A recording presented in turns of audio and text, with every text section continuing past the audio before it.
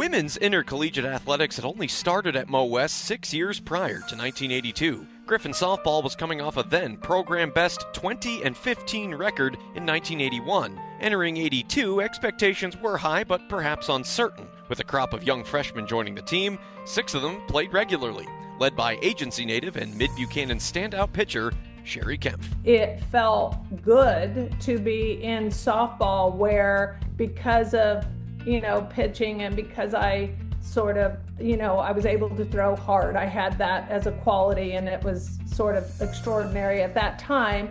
I think that all felt good to me. I was back in a place where I was able to be dominant. Mo West played its home games then at Walnut Park near the St. Joseph Stockyards. Not the most fragrant of settings, but a well-kept facility that the team enjoyed playing at. We got used to it. The other teams weren't. They couldn't stand it when they had to come down there and play, and we just laughed at them. The field itself had good qualities, but driving ourselves down there, the smell, the area, it was a little off-putting to the other team, as well as kind of somewhat impacted your fans' ability to watch you play on a regular basis.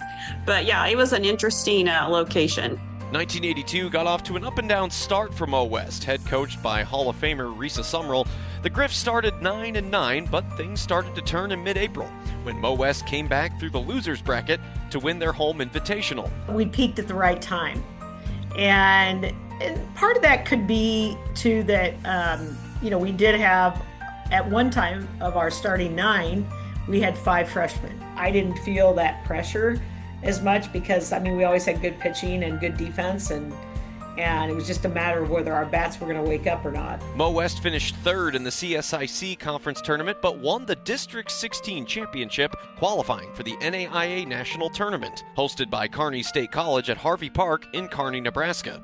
A centrally located spot, but a soggy one in late May 1982. We would get a day off. We'd play a day, and then we get a day off, and then we'd play a day, and we get a day off. So we had good rest in between playing, and which gave us ample time to rest Sherry, and she was pretty strong all the time during that time. The number 4 seed Griffins ran the table, blowing out Salem of West Virginia in the first round 12-1, followed by wins over Wisconsin Parkside, St. Mary's of Texas, and Oklahoma Baptist to reach the championship game against St. Francis of Illinois. And then, the championship game, when you strike out 18 batters out of 21, you don't have to use your defense that much. It's like, I remember getting one ball hit to me, and I was like, oh my God, somebody hit the ball. The championship was no contest. Kempf held St. Francis to just 1 hit, allowing just 2 base runners and retiring each of her first 12 batters faced in a 5-0 Griffin landslide, giving Mo West its first and still only national championship across all sports. I had a coach at a young age that said to win a championship, you have to be good and you have to be lucky. And I think, you look at a moment where someone came through, or this moment where this circumstance happened in a game.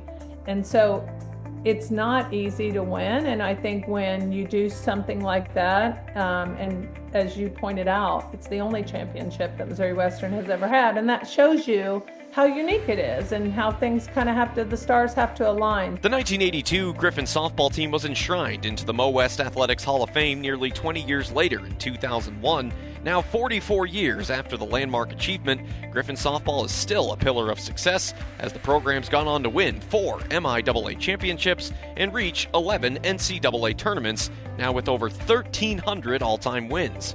But the 1982 team continues to stand out among the rest. And I think Missouri Western and St. Joe's celebrated us as champions, and the accomplishment that we had gotten to that year, just like you would draw it up. To be able to say that I was a member of the national championship team, feels good. Everybody kind of looks at you like, oh, that's really cool. So that's a real positive.